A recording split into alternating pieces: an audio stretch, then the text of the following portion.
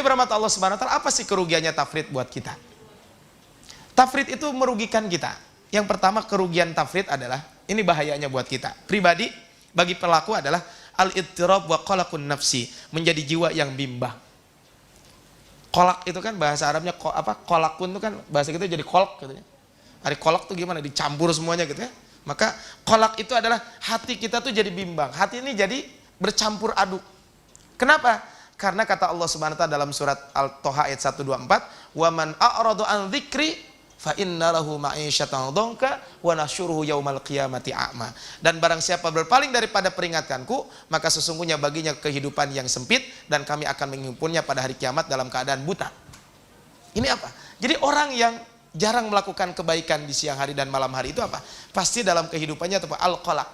Artinya hidupnya itu adalah jadi bimbang, tidak tenang. Kenapa? Karena ketenangan itu adalah ketika kita mengingat Allah Subhanahu wa taala, ketika dekat dengan Allah Subhanahu wa taala. Ala bidzikrillahi tatmainnul qulub. Dengan mengingat Allah hati kita akan menjadi tenang. Kita bahas besok kaitan dengan istiqomah contohnya. Orang yang istiqomah itu apa? Salah satu kelebihan orang istiqomah itu adalah alla takhafu wa la tahzanu. Jangan sedih dan jangan takut. Hidupnya itu adalah at-tuma'ninatu was-sakinah. Orang istiqomah itu hidupnya adalah tenang. Kenapa? Karena alla takhafu wa la tahzanu. Karena Allah yang menjadi nahnu awliyaukum fil hayatid dunya wa fil akhirah. Allah menjadi penolong baik dalam kehidupan dunia dan kehidupan akhirat. Itu yang pertama. Yang kedua, al-qu'ud an ada'il wajib au 'alal aqal al-futur. Ini kemarin kita bahas.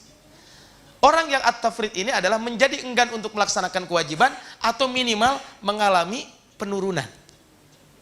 Jadi atau minimal mengalami al-futur yang kemarin sempat kita bahas futur itu. Coba lihat di sini. Ini hadisnya kemarin juga saya bahas kaitan dengan futur. Kan kalau kita tidur, maka Rasul bersabda, setan mengikat 3 tali ikatan di atas tengkuk kepala seorang dari kalian saat dia tidur. Setan mengencangkan ikatan tersebut sambil berkata, malam masih panjang maka tidurlah. Jika dia bangun dan mengingat Allah, maka lepaslah 1 tali ikatan. Jika kemudian dia berwudu, maka lepaslah tali ikatan kedua. Dan jika ia mendirikan sholat, lepaslah 1 tali ikatan.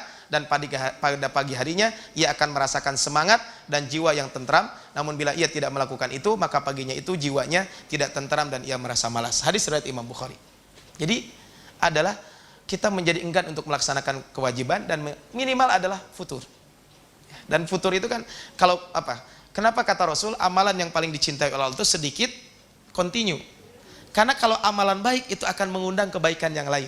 Tetapi biasanya amal buruk akan mengundang keburukan yang lain. Contohnya begini. Kalau kita sholat isya berjamaah di bulan Ramadan, mayoritas orang sholat isya berjamaah taraweh nggak? Mayoritas taraweh. Tapi coba orang yang tidak sholat isya berjamaah. Contohnya pas ada acara di luar gitu. Apakah itu acara bukber, acara apa gitu ya. Biasanya apa? Acara bukber sampai jam 9. Coba tanya, mayoritas yang bukber sampai jam 9 taraweh atau enggak? Mayoritas enggak. Kenapa? Akhirnya dia juga melalaikan sholat isya berjamaah. Ada juga orang yang sholat maghribnya ya jam 7 kurang 8 menit gitu ya. Padahal adzan isya juga jam 7 kurang 5 menit gitu. Begitu baru rakaat kedua sudah ada isya. Ada juga. Ini kan biasanya apa? Akan mengundang yang lain. Yang ketiga, al-jur'atu 'alal ma'siyah. Orang yang at-tafrid, orang yang meremehkan atau orang yang meninggalkan kebaikan-kebaikan di pagi hari dan siang hari, ujung-ujungnya adalah akan berani berbuat maksiat. Akan berani berbuat maksiat. Ini ayat ini kan inna sholata tanha anil fahsya'i wal munkar. Ayat ini kan sering kita dengar. Ada perkataan daripada Abdullah bin Abbas, "Malam ta'muruhu bi sholataka bil ma'ruf wa tanha anil munkar, lam yazdad bi sholatihi minallahi illa bu'da." Siapa saja yang sholatnya tidak memerintahkan kepada yang baik, mencegah kepada kemungkaran, maka tidak akan bertambah darinya adalah kecuali jauh dari Allah Subhanahu wa taala. Bahkan kalau dalam ayat ini mengatakan sesungguhnya sholat itu mencegah kalian daripada perbuatan keji dan mungkar. Berarti apa? Perbuatan keji dan mungkar akan mencegah kita daripada melaksanakan sholat. Jadi kan kebalikannya seperti itu. Kalau orang sholat akan mencegah dari perbuatan keji dan mungkar. Minimal ketika sholat. Adakah yang sedang sholat mencuri? Ada yang sedang sholat mencuri? Yang ada juga bukan sholat, pura-pura. Beda orang sholat dengan pura-pura sholat. Ada gak orang sholat? Jangankan seperti itu. Kalau mau sholat wudhu dulu kan. Kalau ada pakaian kotor juga kita bersihkan terlebih dahulu. Kenapa? Karena kita tahu inna sholata tanha anil fahsya'i wal munkar. Kalau sholat bisa mencegah perbuatan keji dan mungkar, berarti perbuatan mungkar dan perbuatan buruk itu bisa mencegah orang melaksanakan sholat.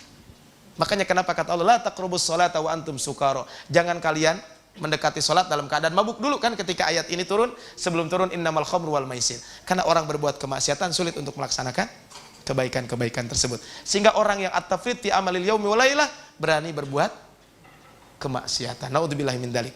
Kemudian adalah ad-dha'fu awil inhiyar al-badani. Bisa jadi menjadi lemah fisiknya. Ini Allah mengingatkan kita dalam surat Hud ayat 52. Wa yaqum istaghfiru rabbakum summa tubu ilaih. Dan dia berkata, hai kaumku, mohonlah ampun kepada Tuhanmu, lalu bertobatlah kepadanya. Yursilis sama alaikum midrara. Niscaya dia menurunkan hujan yang sangat deras atasmu. Wa yazidkum quwwatan ila quwwatikum. Dan dia akan menambah kekuatan kepada kekuatanmu.